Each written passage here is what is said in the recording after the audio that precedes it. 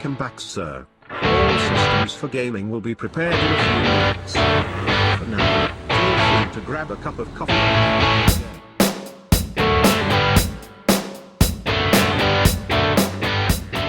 Всем привет! Сегодня на обзоре у нас велокомпьютер Garmin Edge 530. Я уже начинаю показывать вам, как работает интерфейс. В обзоре сегодня будет много интересного. Не переключайтесь.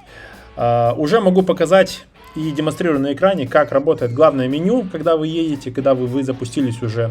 Сейчас будет немного поподробнее уже про все остальное. Но пока визуально воспринять уже что-то можно. Так, как работает пауза на велокомпьютере? Вот так. Две палочки, если возникло таких. И как бы данные показываются, радар работает, но при этом всем пауза стоит. Либо можно поставить вручную стоп, вот такой.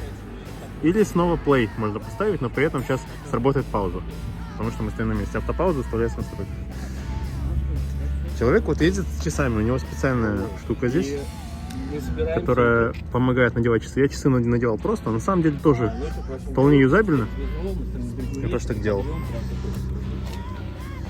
У человека экранчики по-другому настроены. Но у него, у всех, у кого такая толстая резина, у всех вот так настроено. Экранчики именно так, по-другому нельзя. Так, посмотрим. Такой тоже велокомплектор есть. Резин. Сумочки очень хорошие есть такие. И вот такой есть велокомплектор, огромный. Данных мало, но зато есть карта. Это, по-моему, это Oregon 700, Garmin Oregon 700. Не знаю, в чем преимущество его.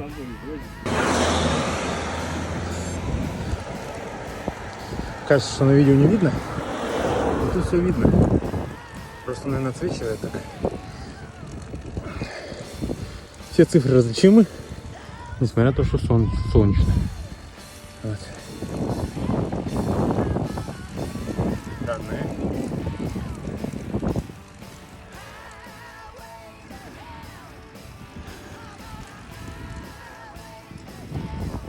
Сегодня мы проехали, показываю.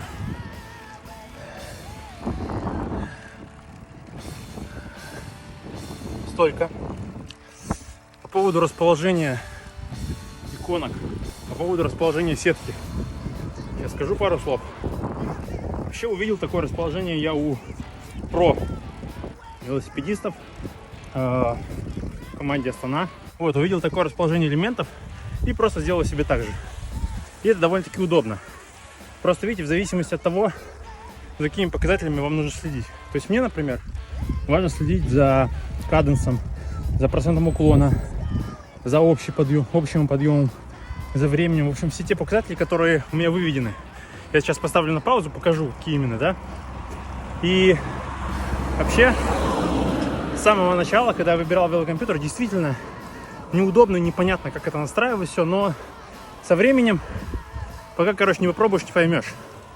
Вполне себе при выборе велокомпьютера нормальный вариант попробовать себе взять у кого-нибудь, у друга, и попробовать с ним поездить. Это вообще самый лучший вариант. Но у меня такого не было. Тем временем наш уклон уже 8%. Так вот, у меня модель 530 Garmin Edge, да? Почему я взял, во-первых, Garmin? Потому что у меня часы Garmin, и мне важна была экосистема.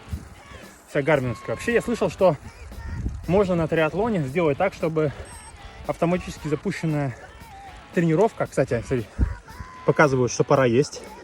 Тоже прикольное уведомление. Можно настроить там определенную периодичность или что еще, когда нужно есть. Но в целом я понял, что для меня, например, удобно питаться просто по ощущениям, либо каждые там 15 минут. Я смотрю по таймеру просто. Ну, то, что есть уведомление, это хорошо, потому что иногда оно мне даже напоминает. Что касается, например, радара, про который будет отдельный обзор. На самом деле радар работает и с часами, как я узнал позже, и с велокомпьютером Wahoo. Так вот, велокомпьютеры Wahoo тоже неплохие. Свои плюсы, например, там транслятивный экран. Если есть возможность взять, попробовать, почему нет, тоже неплохие. Но в целом я выбрал Garmin. Почему я не взял сенсорный?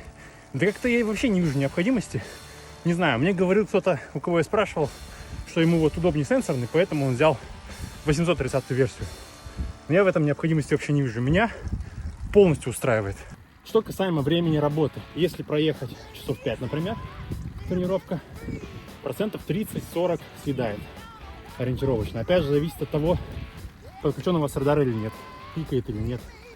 В среднем, я думаю, что на заезд 10-15 часовой хватит его. Опять же, зависит от того, как у вас настроена яркость экрана. У меня, например, автоматическая. Но кому-то плохо видно, да? Так, где покупал и стоимость?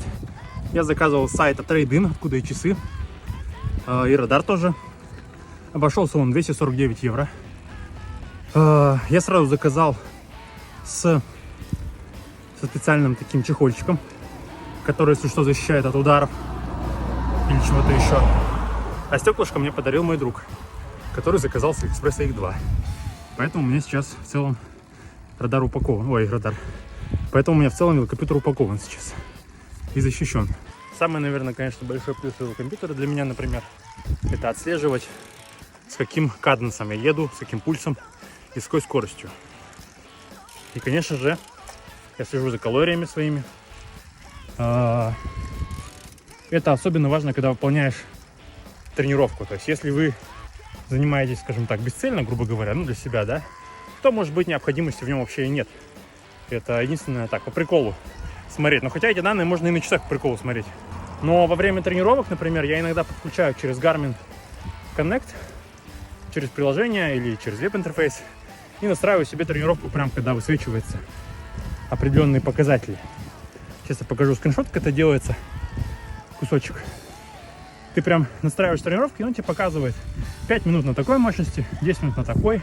Сейчас, допустим, заминка столько-то, разминка столько-то, и это очень удобно. Вообще, все про-команды тренируются именно так. Им загружают готовую тренировку там через, я не знаю, Training Peaks или через Garmin тоже.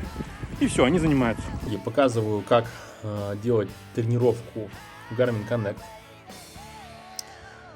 Вообще есть несколько способов, которые я использую. Один из способов — это только что вот я пробовал выгрузить в Training Peaks. Мне тренер написал, допустим, план. Вот давайте мы откроем, например, занятие, которое будет... у нас такого нет. Ну вот, допустим, вот, да. То есть он просто написал, как надо. Я нажимаю Build Workout. И тут уже добавляю примерно все так же, как в Garmin. Да, то есть количество повторов, там шаг, цель, там зона работы, процент от FTP-теста по НО, например, да, количество повторов. Но тут все интуитивно понятно. Если вы как бы в Garmin научитесь, то и здесь в целом все будет все допустимо, да. Вот разные участки, мы их выбираем, репетируем только это. Вот. Но подробнее все-таки, хоть я сейчас и создал тренировку именно здесь, я покажу, как это делать в Garmin. То есть можно сделать с телефона, кому-то удобно, но мне удобно делать с компьютера. Я, соответственно, выбираю раздел тренировки и планирования и выбираю тип тренировки, который хочу создать, например, велосипед, да, потому что у нас велокомпьютер. Нажимаю создать, и здесь все просто, добавляю этапы, цель, мощность, что еще. Вся информация будет показываться. Правда, к сожалению, показывается только вот название этого велоэтапа, то есть текст вам не будет показываться. Я покажу позже, что будет показываться, исходя из вот этих вот названий, которые я себе, допустим, создал на вот эти этапы, да. У меня вот здесь, допустим, эти названия: work, warm-up, разогрев. И вот показывает даже, что было экспортировано или нет. Кстати, когда я ее создал, она автоматически подгрузилась в Garmin. Все, что мне оставалось сделать, это нажать вот сюда и отправить на устройство Garmin Edge. Включить велокомпьютер и нажать там синхронизировать. И она появилась там. Могу также на часы задублировать, если нужно. В целом-то и все. Тренировку создавать довольно легко. Если это сложная тренировка, то это довольно-таки удобно. Единственная проблема, что не показывает примечания на велокомпьютере. Может быть, я не разобрался. Не знаю, как это делают ребята, но в целом мне все понятно по тому, как я выберу, да, потому что он, если это по мощности, он показывает мощность обязательно, да, то есть там все в целом интуитивно понятно, у меня проблем не возникает. Ну и, конечно, на всякий случай телефон у меня рядом. Вот. Повторы можно здесь обязательно сделать, да? Вот готово. Допустим, 100 ватт. Готово. И добавить повтор, да? И повторять 2 раза. Или 4 раза, 5 раз. Сюда можно перетаскивать, соответственно, его. Видите, вот. Я могу перетаскивать отсюда вот сюда и вставлять. Вот, между ставил. Все, жмем сохранить тренировку и затем отправляем на устройство, как я и показал. Можно назвать велотренировка 28 декабря, например. Окей. То есть навигацией я откровенно не пользуюсь, да, как бы, ну, очевидно. На самом деле не очевидно, но я не пользуюсь навигацией. Вот так вот. Скорее всего, в новом месте, может быть, и когда-нибудь я настрою. Загружу веломаршрут, участок, выберу в Страве, там, не знаю, участок загружу и что еще. Но сейчас, например, я не пользуюсь. Вот здесь я показываю, как работает радар. Происходит характерный звук, когда появляется автомобиль и когда он исчезает, сзади автомобиля нет. Справа точечка, которая двигается, и цветовая индикация по краям экрана. Со временем учишься их различать, эти звуки, и можно вообще не смотреть на экран. Вот здесь я демонстрирую, как заканчивать тренировку. Нажимаю на правую нижнюю кнопку, происходит стоп, нажимаю сохранить заезд, выбор правой верхней кнопкой. Указываю, сколько калорий, сколько выпил. Это полезно для уточнения гидратации. Вот мне показывается регулярно новые зарегистрированные значения VO2 Max. Нагрузка, которая измеряется отдельно на велокомпьютере и отдельно на часах. Хотя она потом в приложении Garmin Connect суммируется. Эффект тренировки и количество часов восстановления. После того, как тренировка сохранена, можно посмотреть информацию о ней, либо просто нажать «Готово». Далее показываю, как работает синхронизация. Да? Как мы видим, что у нас велокомпьютер уже подключен к телефону, и мы просто синхронизируем с телефоном. И все. Для этого телефон должен быть подключен к интернету, и тренировка сразу улетает в Garmin Connect. И потом уже, когда часы отсинхронизируются, она покажется и в часах тоже. Часы, кстати, иногда могут показывать что-то неправильное с точки зрения того, что указывает, что у вас высокий стресс, потому что тренировка на часах не записывалась, да, но они показывают и видят, что у вас высокий пульс на протяжении долгого времени, и они покажут, что большой стресс.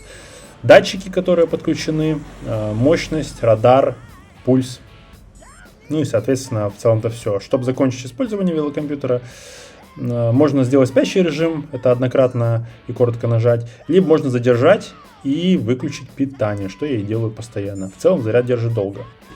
На этом и все. Всем спасибо за просмотр. Подписывайтесь, ставьте лайки, подписывайтесь на меня в инсте, там показываю все свои тренировки. И всего хорошего!